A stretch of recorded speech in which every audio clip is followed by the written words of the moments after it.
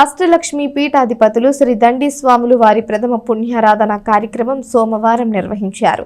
శ్రీ దండి నిర్మలానందగిరి స్వాముల వారు బ్రహ్మైక్యం పొంది సంవత్సరమైన సందర్భంగా పలు కార్యక్రమాలు నిర్వహించారు.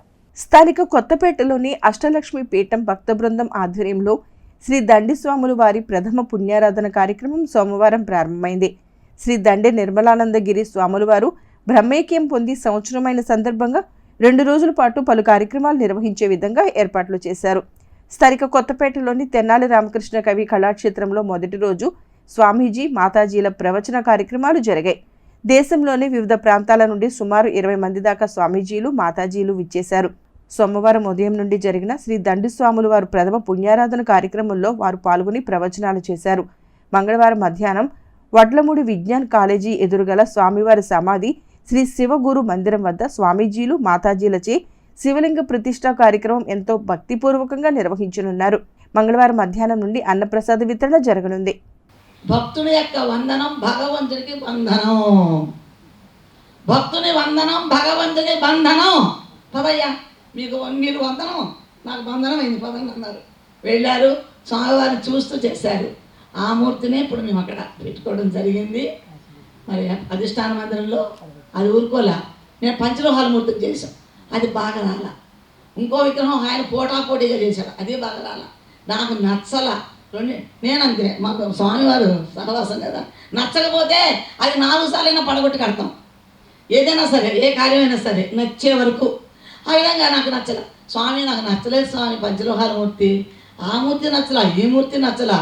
అమ్మా ఆ మూర్తిని శత జయంతిలో పెట్టి ఎప్పుడో నీకు అనిపించినప్పుడు, నీకు నచ్చలే కదా పంచలోహాల మూర్తి, నేను వస్తా ఇక్కడ వారిని తీసుకుని జనాల నుంచి వచ్చి పోయిస్తా. ఏమి నిష్ట అమ్మా, ఏమి నిష్ట అమ్మా, గురుభక్తి అమ్మ. పెద్ద స్వాముల వారి పైన అహర్నిశము హనుమంతునికి రోమరోమము రామరామ అన్నట్లుగా పెద్ద స్వాముల వారి పైన గురుదేవా గురుదేవా గురుదేవా లోపల బయట వారిని తలుచుకుంటూ. సత్యానంద మనసుల వారి దగ్గర నేను 16 సంవత్సరాలు ఉన్నా. అట్లాగే మన బ్రహ్మానంద స్వామి వారి దగ్గర అప్పటి నుంచి ఇంకా చివరి వరకు 2017 జూన్ వరకు వారి సన్నిధిలో ఉన్నా. అది మహర్షులతో మహనీయులతో పెద్ద స్వామివారికి బ్రహ్మానంద స్వామివారికి ఉండేటటువంటి సాన్నిధ్యంతో ఎంతోమంది మహానుభావులు వచ్చేవారు. అందులో మా రామకృష్ణానంద స్వామివారు వారి ఇనమడికి వస్తే సత్యానంద మాస్టర్ వారి దగ్గర నేను సేవ చేసేవాడిని కదా, వారు వస్తే నా దగ్గర కాదురా అక్కడ చేయాల అంతే, వారి దగ్గర సేవలో పెట్టేవారు నన్ను.